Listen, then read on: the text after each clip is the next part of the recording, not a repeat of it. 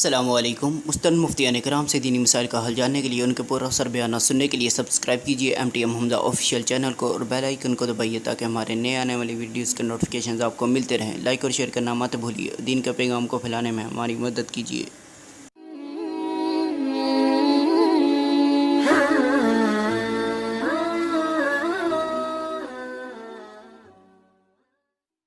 نحمدہ ونصلی علی رسولہ الکریم، اما بعد۔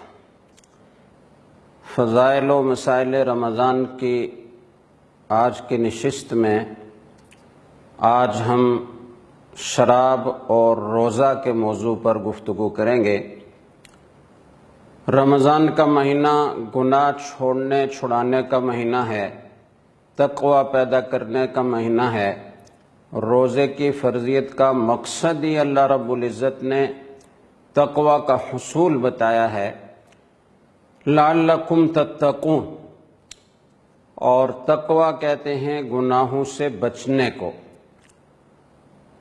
حضرت عمر بن الخطاب رضی اللہ تعالیٰ عنہ نے حضرت ابی بن کعب رضی اللہ تعالیٰ عنہ جو بہت بڑے مفسر تھے اور قاری تھے، ان سے پوچھا کہ بتاؤ تقوی کسے کہتے ہیں؟ تو حضرت ابی بن کعب رضی اللہ تعالیٰ عنہ نے ارشاد فرمایا کہ امیر المؤمنین، کبھی آپ کسی پگڈنڈی کے اوپر سے گزرے ہیں؟ تو حضرت امیر المؤمنین عمر بن الخطاب رضی اللہ تعالیٰ عنہ نے ارشاد فرمایا کہ ہاں، اس کی تو کئی بار نوبت آئی ہے۔ تو حضرت ابی بن کعب رضی اللہ تعالیٰ عنہ نے عرض کیا کہ آپ اس پگڈنڈی پر سے کیسے گزرے؟ تو حضرت عمر رضی اللہ تعالیٰ عنہ نے ارشاد فرمایا کہ میں اس پگڈنڈی سے، جو تنگ راستہ ہوتا ہے، دائیں بائیں دونوں طرف کانٹے دار جھاڑیاں ہوتی ہیں، اس راستے سے میں اس احتیاط کے ساتھ گزرا کہ کہیں میرا دامن کسی کانٹے سے الجھ نہ جائے۔ تو حضرت ابی بن کعب رضی اللہ تعالیٰ عنہ نے ارشاد فرمایا کہ امیر المؤمنین، بس یہی تقوی ہے کہ آپ شاہراہ دین پر ایسے چلتے چلے جائیں کہ کسی گناہ کی نجاست سے آپ کا دامن تر نہ ہو، ملوث نہ ہو، یہی تقوی ہے۔ تو اس تقوی کے حصول کے لیے روزے کو فرض کیا گیا ہے، اس لیے ہم سب کو چاہیے کہ ہم اسی نیت سے روزہ رکھیں اور اس روزے کو تقوی کے حصول کا ذریعہ بنائیں۔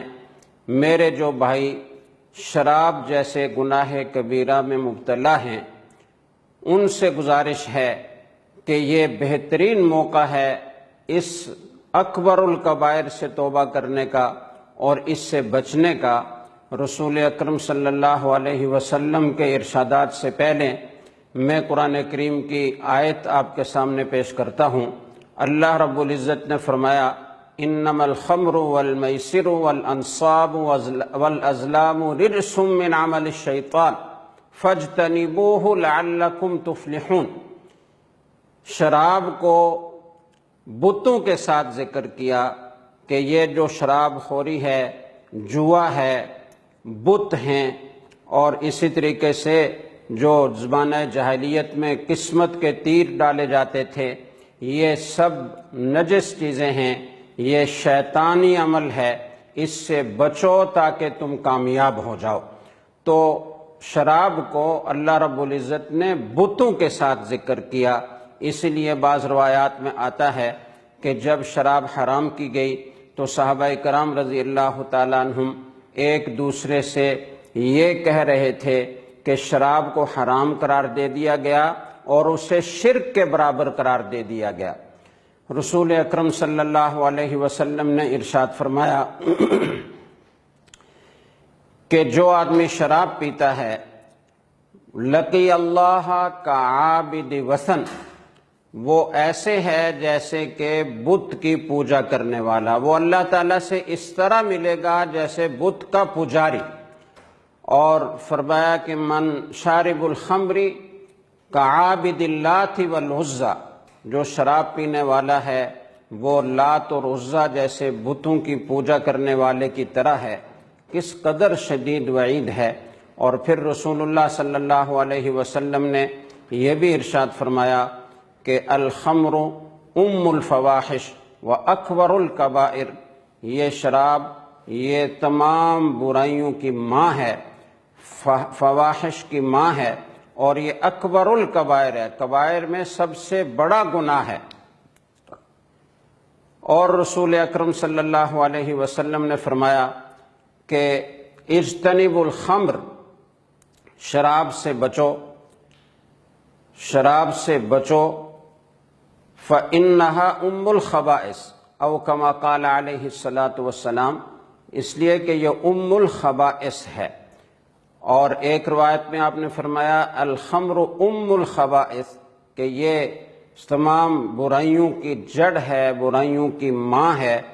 اور یہ فرمایا کہ من مات وہی فی بطنہ مات میتۃ جاہلیہ، جو آدمی اس حال میں مرے گا کہ اس کے پیٹ میں شراب ہوگی تو وہ جاہلیت کی موت مرے گا۔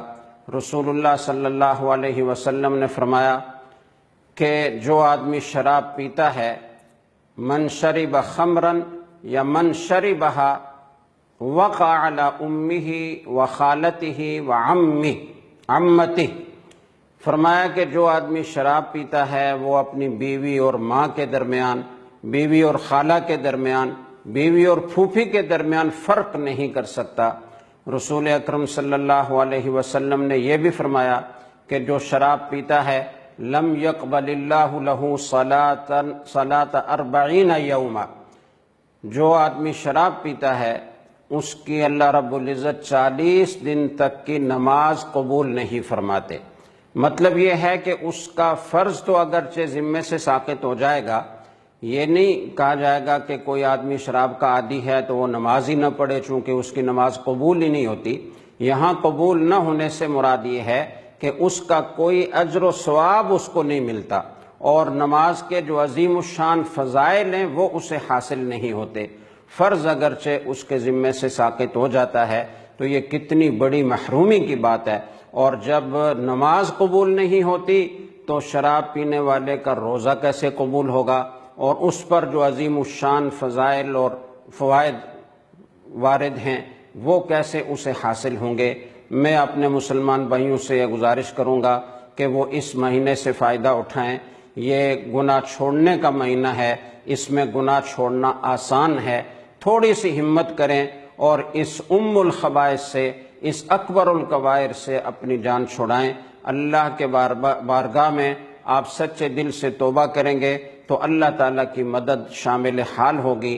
اللہ تعالیٰ سب مسلمانوں کو تقوی کے حصول کے اس مہینے میں سارے گناہوں سے اور خاص طور سے شراب خوری سے سچی توبہ کرنے کی توفیق عطا فرمائے۔